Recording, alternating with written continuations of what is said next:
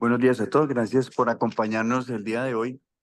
En esta ocasión la doctora Sara Mesa, que es residente en tercer año, nos va a complementar en el ciclo de cirugía refractiva que coordina el doctor Carlos Felipe sobre otras técnicas. Sara, buen día.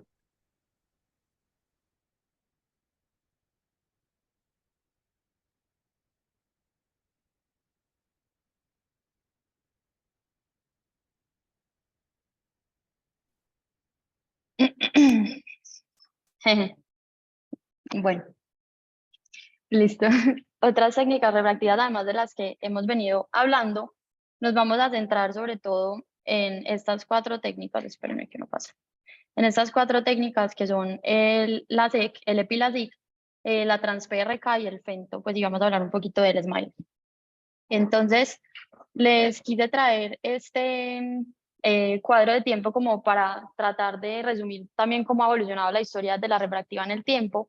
Recordar que todo empezó más o menos en los años 39 con la queratotomía radial, y lo que hacía la queratotomía radial inicialmente era hacer unas incisiones con bisturí periféricas, que sabemos que el grosor pues dependía del defecto que se iba a corregir, tratando de generar un aplanamiento central, y esto digamos que empezó a entrar en desuso por las complicaciones que tenía. Estaban muy asociadas a infecciones, a posibles perforaciones y a una hipermetropización progresiva en el tiempo. Entonces, en los años 70 más o menos, se empezó a usar el láser excimer, que es todas estas técnicas que venimos hablando. Incluso el primer uso en refractiva que se dio del láser excimer fue haciendo estas mismas incisiones de la queratotomía radial. Y luego también con las mismas complicaciones empezaron a surgir todas las otras técnicas de superficie, tanto las profundas como las superficiales. La SIC y el PRK fueron, digamos, las primeras y siguen siendo pues como las pioneras, pero las que vemos después desde los años 90, que son de las que vamos a hablar, trataron como de surgir para evitar las complicaciones que tenían el PRK y el LASIK.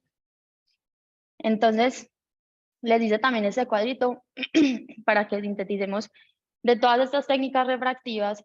Ellas, digamos, se van a diferenciar por varias características.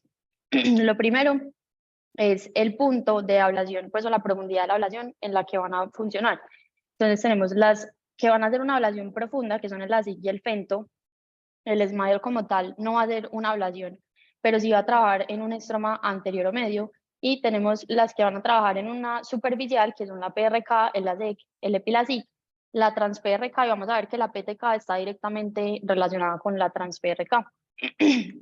Otra cosa que las diferencia es cómo van a ingresar a esa zona de ablación que van a hacer. Entonces, si lo van a hacer de forma mecánica con los microquerátomos, que son el LASIK, el EpiLasic va a trabajar es con epiquerátomos. Si lo van a hacer de una forma química, que sobre todo es con alcohol, que lo va a usar sobre todo el PRK y el LASEK, o si lo van a hacer por medio de láser, que van a hacer distintos láser, pero vamos a ir viendo que todos buscan pues como el mismo objetivo.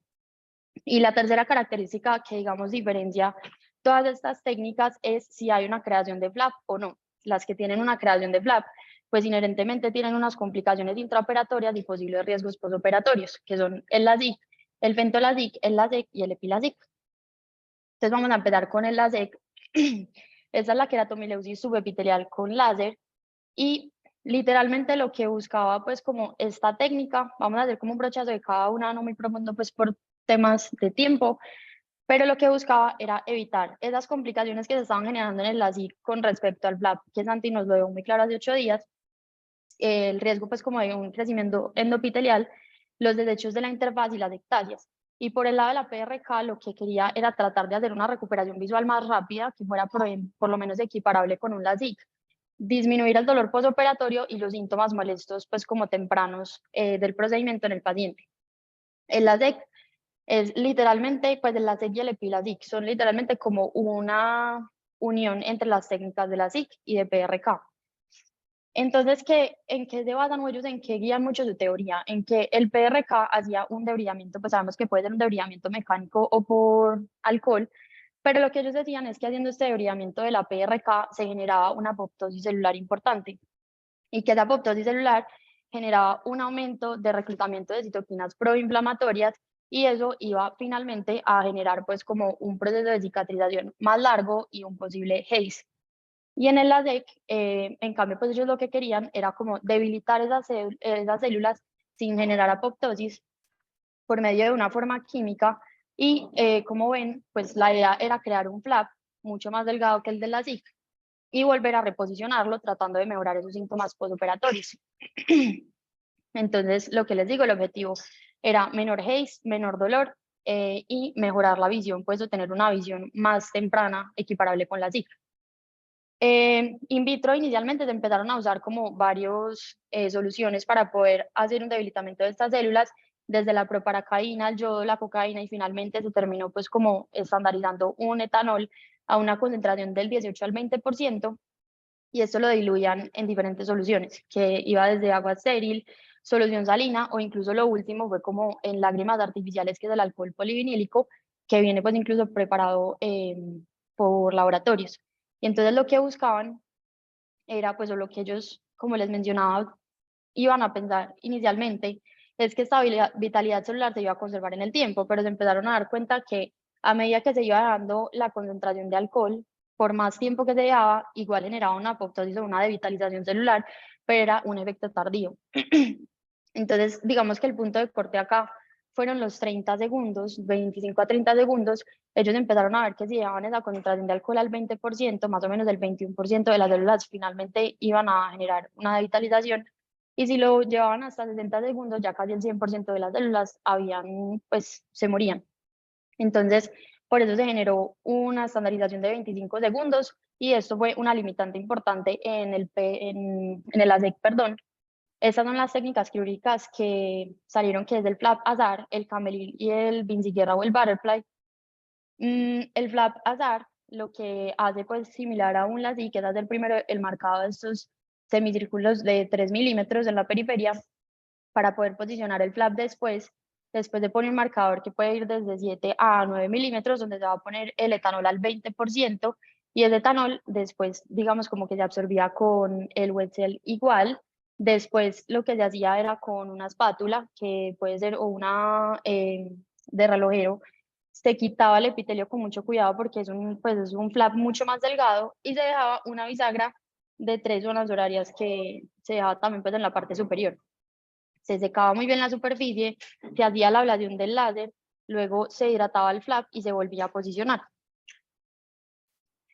La técnica Camelin es igual a la de flap azar, con la diferencia que antes de hacer como esta exposición al etanol, ellos usan pues como un trépano, es un trépano que tiene una punta cortante de 90 grados, y lo que hacen es como girar los 10 grados 2 a 3 veces para tratar de generar pues como un corte inicial que entre más fácil el etanol, y de ahí ya empieza pues como el mismo proceso del flap azar. Y la mariposa, pues, o el Vinciguerra fue basado en la creación, pues, de una espátula para levantar ese epitelio con mucho más cuidado, sin hacer, pues, como microperforaciones. Y lo que hace es hacer una microincisión primero de 0,75 milímetros a nivel paracentral. Ahí después se expone el etanol, pero ellos lo que querían era como evitar esa devitalización de las otras técnicas, entonces ponían el etanol mucho más corto, de 5 a 10 segundos, y luego empezaban como a abrirlo como si fuera un libro. Entonces con la espátula se llevan este flap hacia este lado y este flap hacia este lado, pues como lo ven acá.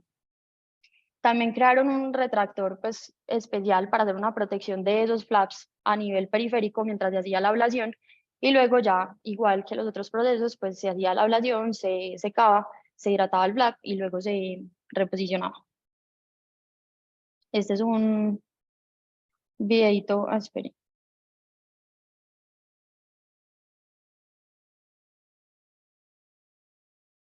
Bueno, entonces acá, como ven, es la misma técnica que les menciono. Este es el de Camelin, que usa el trépano. Ahí vieron cómo se hacía un giro de 10 grados 2 a 3 veces, y después entonces se quita el flap. Como les digo, con esta espátula de Vinciguerra se dejan respetadas esas 3 zonas horarias a nivel superior. Se seca la superficie y luego pues se reposiciona el flap después de hacer la ablación. Bueno, entonces, ¿cuáles eran las complicaciones de esta cirugía? Como toda cirugía que tuviera un flap, pues las complicaciones que ya Santi nos mencionó inherentes al flap, incluso acá eran mucho mayores, porque el flap, como les comenté, era muy delgado, Y lo que se generaba mucho al principio es que podían quedar pues como flaps libres o muchas microperforaciones que obligaran, incluso se describe que en el 30% de los casos, a terminar en una PRK. Y las otras complicaciones de superficie, pues como erosiones epiteliales, cuerpos extraños subepiteliales o infección, ectasia, pues, y Hayes, que se vio que era casi en la misma proporción de un PRK. Entonces uno se va a mirar los estudios y lo que les mencionaba, pues como esa primicia que ellos querían encontrar, que era una disminución del Hayes, del dolor, comparado con un PRK y una mejoría en la agudeza visual, no la encontraron. Y digamos que todos los estudios encontraron que no había una relación estadísticamente significativa entre estas dos técnicas y que en las que había alguna diferencia era en tiempos tempranos. En esos primeros días postoperatorios, el paciente, al tener pues como digamos su flap epitelial, podía tener una mejoría digamos temporal de los síntomas, pero luego a la semana ya iban a ser equiparables con un PRK. Entonces realmente pues digamos que esta técnica por eso no logró como sobrepasar el PRK. El EpiLASIK es la queratectomía epitelial asistida por láser. Acá entonces pues lo que va a pasar es lo mismo que un LASIK, acá también de una forma mecánica como les mencioné ahorita, pero es a base de piquerátomos haciendo un corte de flap mucho más delgado. Estos de piquerátomos nacieron pues las mismas marcas como ven acá que los microquerátomos, pero se diferenciaban en dos cosas importantes. Lo primero es que, como sabemos, los microquerátomos tienen ¿cómo se dice? Una lámina que es cortante, mientras que el epiquerátomo no es cortante, sino que va a hacer es una separación por deslizamiento, que ya lo vamos a ver. Y lo segundo es que ellos generan una menor succión, generando un menor aumento de la presión intraocular, y eso pues generaba menor disconfort en el paciente intraoperatorio y menor riesgo pues como neuropático. Entonces acá les muestro, esta es otra de los principios que ellos también basaban en el EpiLASIK, tratando como de sobrepasar ese LASIK, en que pensaban que el flap iba a ser mucho más estable porque iban a hacerlo en pues un corte como más grueso a nivel de la membrana basal, mientras que el LASIK lo hacía a nivel de los hemidesmosomas. Y acá, como les estaba diciendo, el funcionamiento tiene un aplanador por delante y un separador atrás. Entonces, realmente lo que hace es como ir aplanando y enrollando el flap pues, mientras se va deslizando, pero no hace un corte como tal. Entonces, el procedimiento es pues similar los primeros pasos a todos los otros. Para cada ojo se usa una nueva cuchilla y lo que hace es que se posiciona el epiquerátomo, se hace la succión, ya se los vamos a mostrar en un video, se pone la solución balanceada, se realiza la separación mecánica y luego ya se libera la succión, se remueve pues el microquerátomo, se quita pues con las mismas pinzas que vimos ahorita o con una espátula el flap, dejando 3 horas respetadas, y se hace la ablación y vuelve y se reposiciona, que acá les muestro.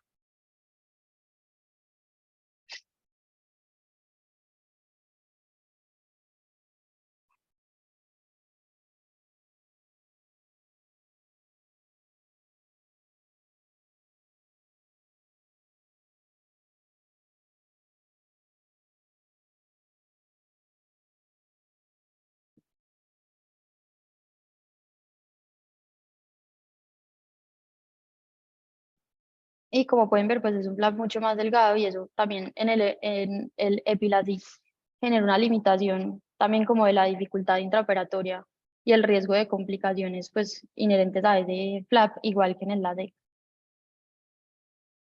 Se hace la ablación y bueno, finalmente ya se reposiciona el flap. Igual, los estudios entonces que decían, hicieron entonces ya tratando de equiparar EpiLASIK, LASIK y PRK, y de la misma forma que el anterior, no demostraron que había una diferencia estadísticamente significativa en recuperación visual, en disconfort, en dolor y en formación de Hayes. Era exactamente igual, pues hacer como un PRK. Bueno, entonces por eso también es una técnica que entró en desuso. El trans-PRK es la queratectomía fotorrefractiva transepitelial, y para eso me parece importante hablar primero de la PTK, que es la queratectomía fotorrefractiva terapéutica.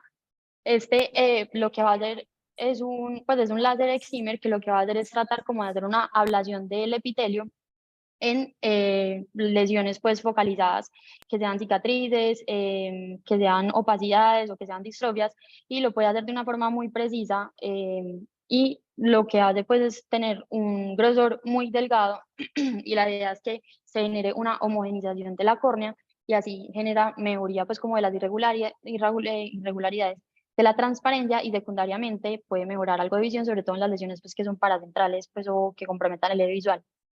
En esto nació pues como el Trans-PRK, que es una PTK combinada con una PRK, y digamos que el boom pues como de esta técnica cuando salió es que era una técnica de no toque. El paciente pues iba a tener como un mejor confort durante la cirugía porque todo se iba a hacer con el láser. Entonces el PTK hacía primero como ese láser excimer de la zona epitelial y luego se hacía la ablación pues como de la zona estromal de forma refractiva. Y no se iban a generar flaps, iba a tener pues un menor tiempo operatorio y por otro lado, pues otra de las ventajas que tenía era ese control pues como de la presión intraocular durante el procedimiento, que es algo importante de la Trans-PRK, que la PTK normalmente hace digamos como una ablación contando como que el epitelio es regular en toda su superficie. Entonces él cuenta más o menos como 55 micras de ablación en el centro y 65 en la periferia. Y como sabemos, pues la córnea o el epitelio como tal es más delgado en el centro, más o menos 50 micras, él se va engrosando hacia la periferia, pero si uno mira al centro, que lo ven en un mapa epitelial, pues él no tiene los mismos puntos de grosor pues en cada punto. Entonces, digamos que eso generaba la duda de si los puntos que sean como más delgados del epitelio se va a generar una sobrecorrección y los puntos que sean más gruesos pues se va a generar una subcorrección y eso puede generar como una irregularidad pues como de la ablación en su totalidad. Entonces, esto es algo que se plantea pues en muchos artículos que si se va a hacer una trans-PRK se debería tener un mapa epitelial y que lo que mencionan es que si uno lo tiene, coger el punto más grueso y sobre eso hay menos sorpresas pues como, o menos irregularidad ablacional que coger el punto más delgado. Y también hablan, no sé pues ustedes qué opinen, pero en algunos artículos decían que incluso por esta razón no era la técnica ideal para ablaciones muy pequeñas porque podían tener mayor pues como variabilidad en el tiempo. El procedimiento, señora. Ajá.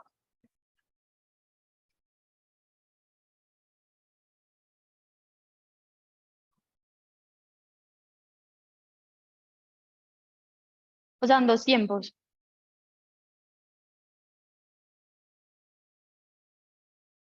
Ujú.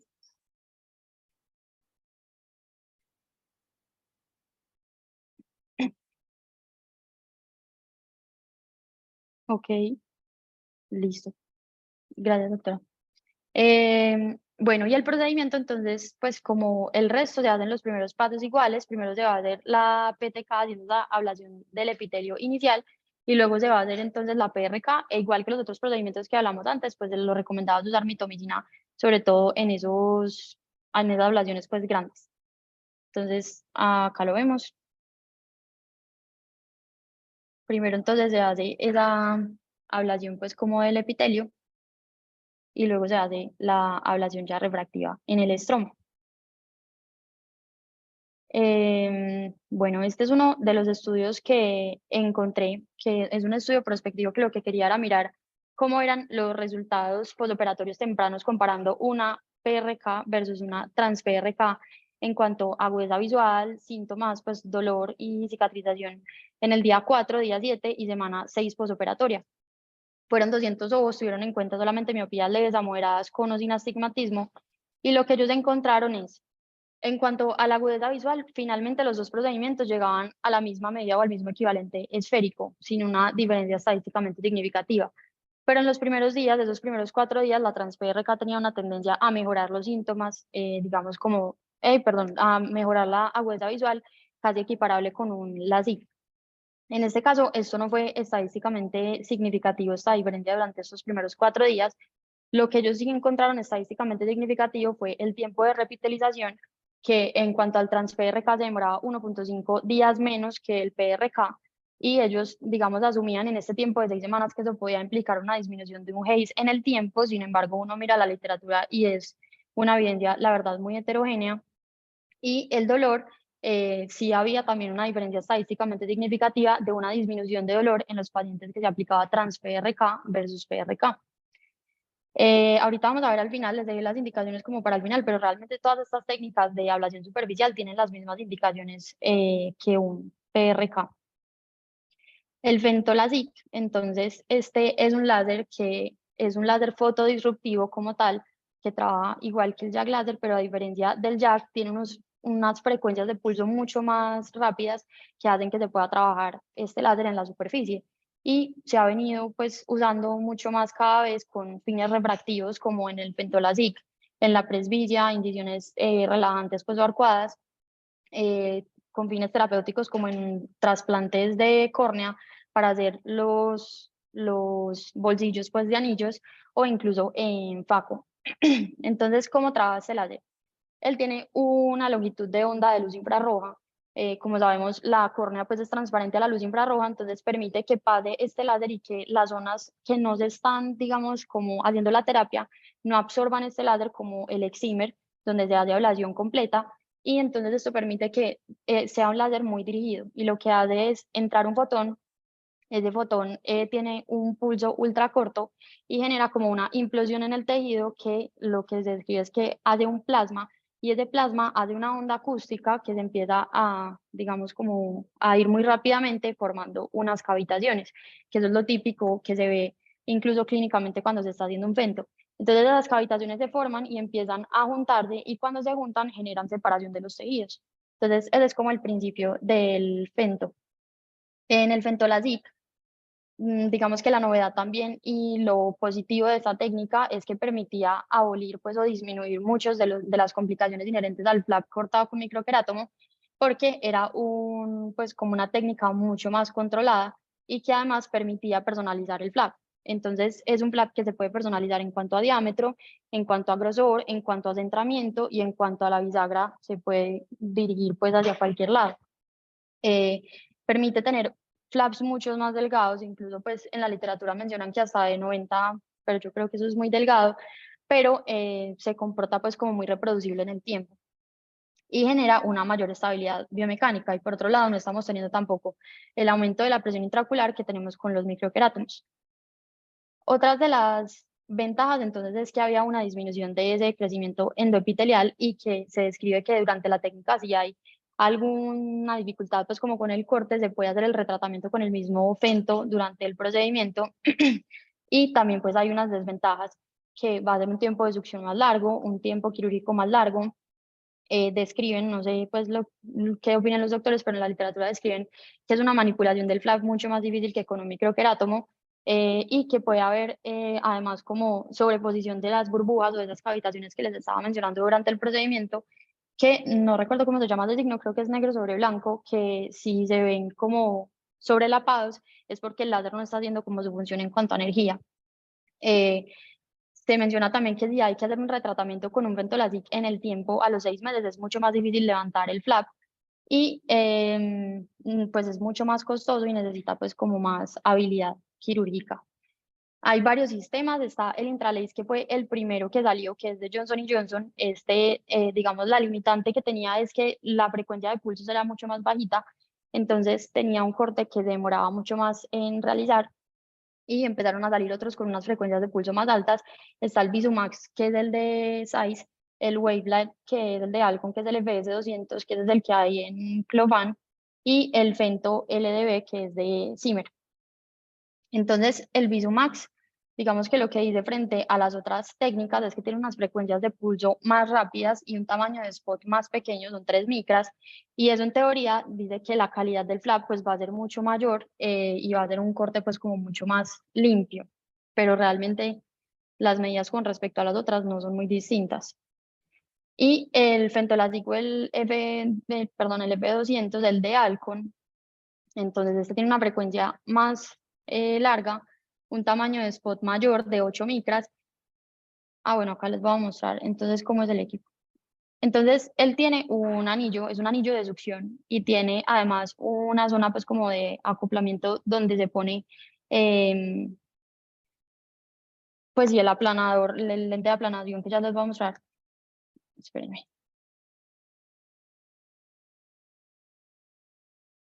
Y esto entonces lo que permite es que se pueda hacer un control de ese punto de succión que les mencioné que era menor, directamente desde un pedal. El cirujano pues puede controlar con un pedal hasta que ya se acople al ojo y luego ya pone la unidad de aplanamiento y después de esto ya empieza pues a funcionar como el Fentoladic. El primero lo que hace es hacer un túnel que ahorita se los voy a mostrar, incluso teniendo pues como el anillo de succión ya puesto, uno puede volver a ajustar como el flap como tal. Entonces si lo quiere descentrar haciendo como una ablación más personalizada o si quiere cambiar el tamaño o el grosor. Y ese túnel que ven es para que durante el corte se permita salir como el CO2 que se genera durante esas cavitaciones que les mencioné y que sea menos probable tener ese sobrelapamiento pues como de las cavitaciones o de las burbujas. Este es otro estudio interesante que encontré, que fue un estudio prospectivo, aleatorizado y enmascarado, que lo que hicieron fue coger 44 pacientes con cortes, pues haciéndoles la SIC bilateral, a la mitad les hacían un corte de la SIC con microqueratoma en un ojo y en el otro les hacían pues el fento.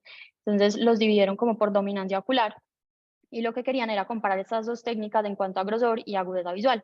Lo usaron en miopías leves a moderadas con astigmatismos también bajitos y lo que encontraron fue, en cuanto a la agudeza visual, que acá les muestro, hubo una diferencia estadísticamente significativa en esa primera semana. Los pacientes con microquerátomo, con corte de microquerátomo tenían una recuperación visual, digamos, más tardía, pero cuando ya llegaban al mes se equiparaban los dos sin una diferencia estadísticamente significativa. Que encontraron muy importante en este estudio, que es en lo que basa la indicación del fento, la variabilidad del flap. Lo midieron con paquimetría y con microscopía confocal y encontraron diferencias estadísticamente significativas en las dos, en donde la paquimetría tenía una variabilidad desde 16 micras, con 10 micras por encima o por debajo, y el fento, perdón, tenía 6.4 con diferencias de 19, y por microscopía también era muy significativo. Acá es donde sabemos que el corte con un microquerátomo puede tener variabilidades de 30 micras por encima o por debajo, y por eso se vuelve como tan impreciso, sobre todo en los casos donde hay que ahorrar tejido. Bueno, y la técnica de Smile, entonces esta también está basada en Fento. Esta, digamos, empezó tratando de conservar la biomecánica de la córnea superior, porque ella trabaja en un tejido, pues, digamos, más profundo, más o menos a 110, 160 micras por debajo, y lo que hace es formar un lentículo para sacarlo. Obviamente la indicación es en pacientes miopes o pacientes con astigmatismos miópicos, y lo que hace entonces es una fotodisrupción del fento que ya dijimos y una incisión de 2 a 4 milímetros para sacar ese lentículo. Entonces, ¿cómo funciona?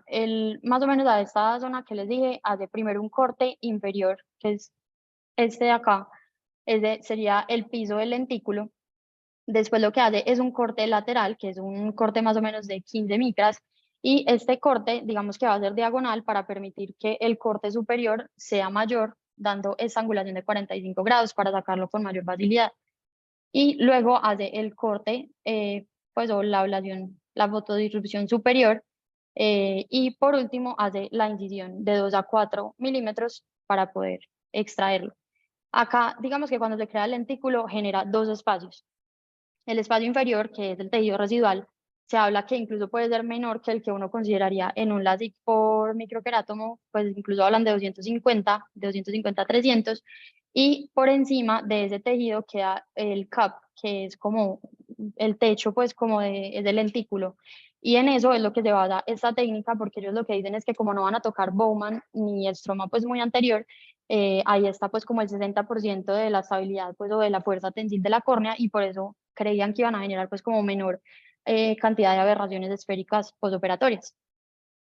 Entonces, bueno, acá les iba a mostrar, acá no sé muy bien, pero les voy a mostrar mejor en el video. Primero se hace entonces el corte inferior y superior, y luego ya, digamos, se entra manualmente a hacer una disección superior desde el lentículo, inferior, y ya con una pinza se extrae. Las complicaciones, pues intraoperatorias, puede haber lo que mencionamos ahorita con el fento, que haya sobrelapamiento de las burbujas que generen como una opacidad, que haya una pérdida de succión, que en la pérdida de succión se menciona que depende del porcentaje que tenga de pérdida, se puede continuar con el tratamiento, pero si es más de un 30% de ese procedimiento ya debería convertir a un corte de la SIC.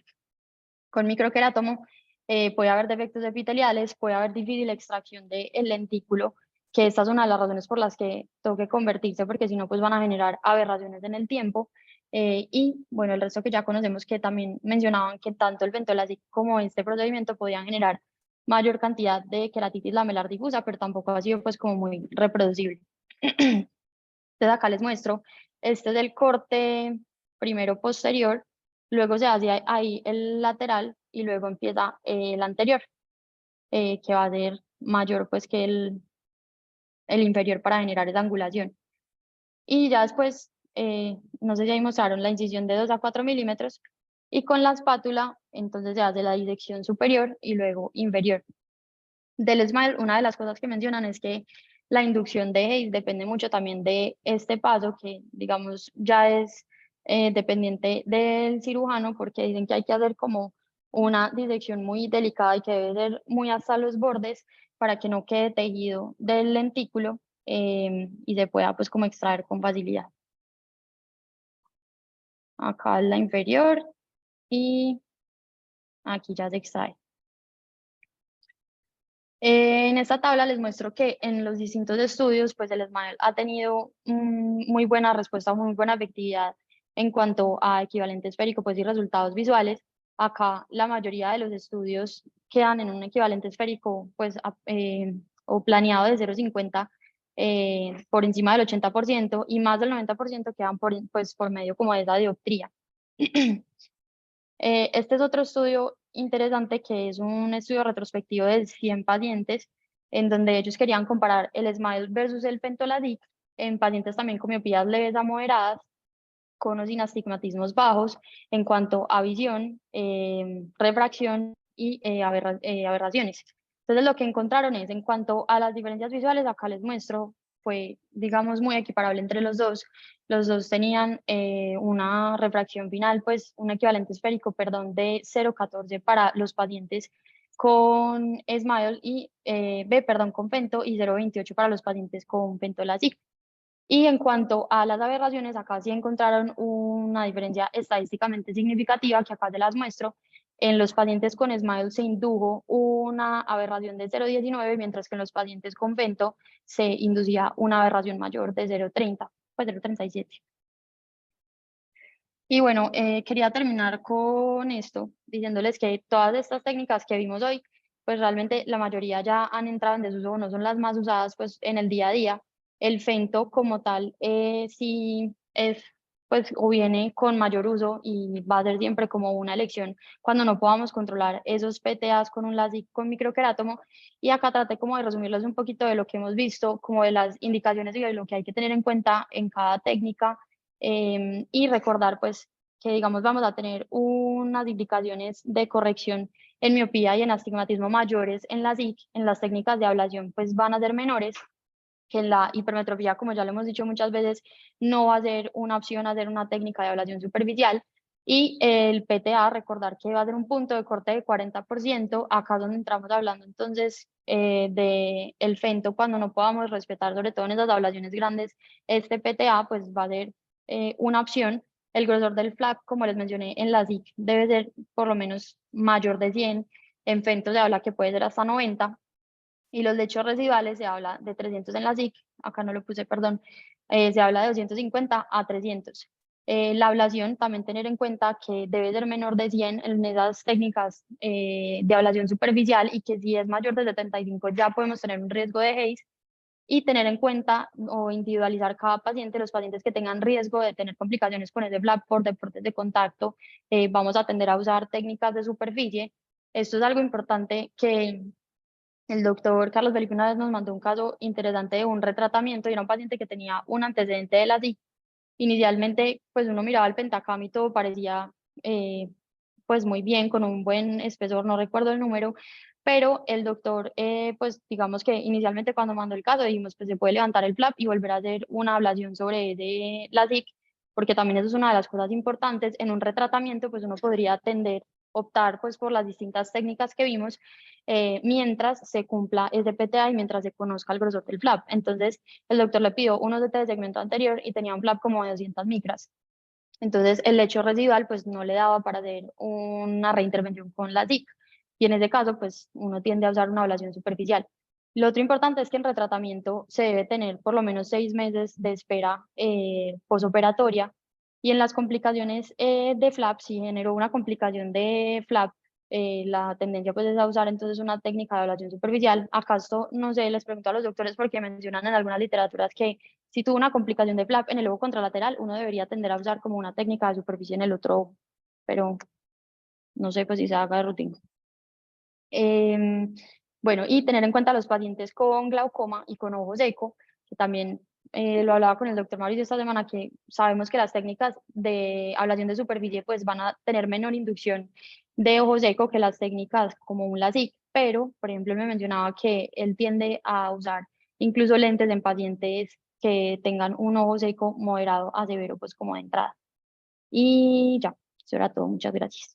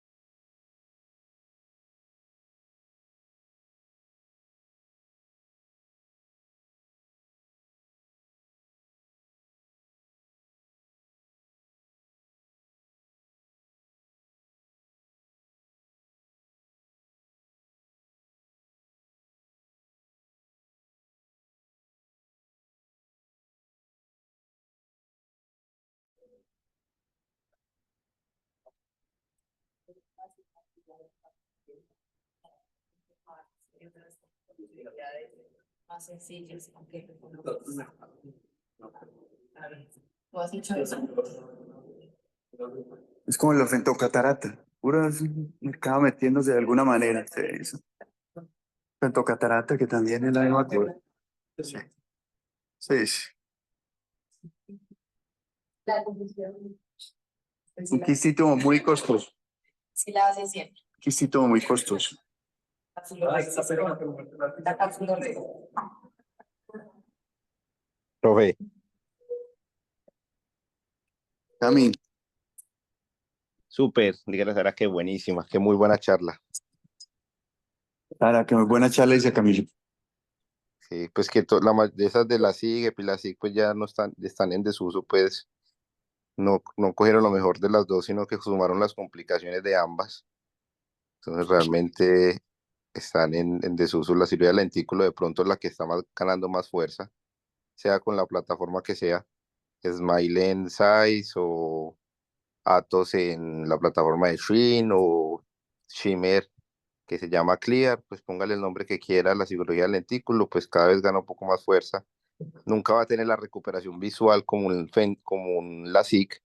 Realmente siempre, para comparar, eh, como en tiempos de recuperación, nunca va a ser como un LASIK, pero trae un poco la seguridad de no hacer flaps en el tiempo, pero en indicaciones se comporta pues como muy igual.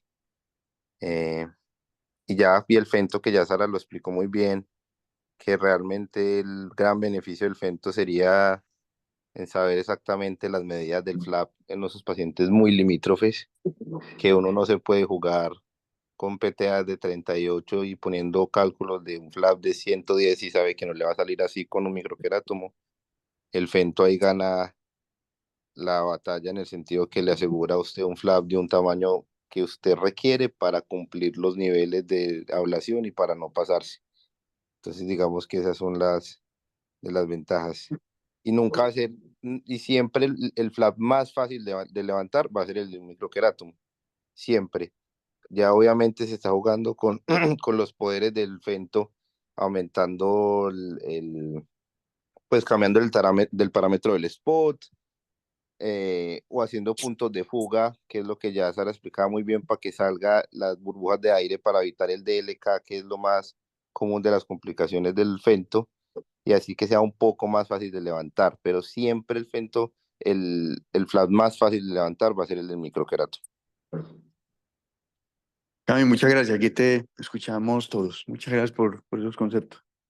Sí. Si vale la pena hablar sobre el TransPRK. Yo nunca lo he hecho, pero no lo veo como necesario. Pues creo que usar el láser solamente como para quitar el epitelio es innecesario y como es César, hay una gran diferencia en términos de dolor o recuperación. El propio dice que tampoco lo hace. Tampoco. La utilidad del resto entre tratamientos, de ahí un corte regular, un corte incompleto, una dona, y el paciente ya después de mucha observación, observar refracción, estabilidad, aberraciones, se quiere someter a una técnica de superficie, pues teniendo un corte irregular, yo no voy a ir a quitar el epitelio y a mover pedazos que yo no sé ni siquiera cómo están y cómo quedaron. Entonces ahí la utilidad de no tocar y de hacer una ablación que sea pues guiada por aberraciones, sin tener que tocar el ojo. Creo que es la utilidad que le importa. Y única. La única, única sí. diferencia pues, con respecto a las otras plataformas de Comperica y otra utilidad. Compararlo versus resultados refractivos, versus dolor, versus ojo seco, todos terminan siendo exactamente iguales. Y el estudio que muestra que hay una diferencia de dolor lo mostrará si acaso en las primeras 6 u 8 horas. Si acaso. Y hay que ver comparativa. Primero que todo, las escalas análogas de dolor son subjetivas. La medición del dolor siempre va a ser subjetivo, por lo tanto el resultado pudiera ser sesgado por esa medición. En realidad yo no le veo la utilidad TransPRK, es más mercado Mercadeo, sí. que clínico. Y en relación al SMILE, pues más que comparar el SMILE con la SIG, pues el SMILE, digamos que biomecánicamente se compara un poquito más con el PRK, porque en porcentaje, por lo menos de volumen alterado en la córnea, está casi que equiparable. O sea, por lo menos PRK y SMILE quitan por lo menos la mitad o alteran la mitad del volumen corneal que alteraría un LASIK, ¿cierto? Porque ahí solamente tenemos las incisiones, yo estoy quitando un grosor que está en el estroma, pero esa profundidad y todo lo que está por encima, eso no se comporta como un flap, eso sigue siendo fuerza para la córnea, o sea, yo no estoy sacrificando la córnea que está por encima. Entonces, digamos que eso es como lo que atribuyen a seguridad, pero no tanto comparable con un LASIK, por ejemplo, sino más con un PRK. Entonces, digamos, en ablaciones sobre todo grandes, para evitar el haze, o sea, si yo no quiero afectar la córnea biomecánicamente, pero tampoco me quiero someter al riesgo de haze, por decirlo así. Pero yo creo que con las técnicas que tenemos y que manejamos nosotros, podemos manejar todos los casos, pues sin tener que recurrir a eso. Limpieza, muchas gracias, Cami, muchas gracias por tu participación. Buen día para todos. A ustedes, saludos a todos. Saludos, Cami, aquí de todos también.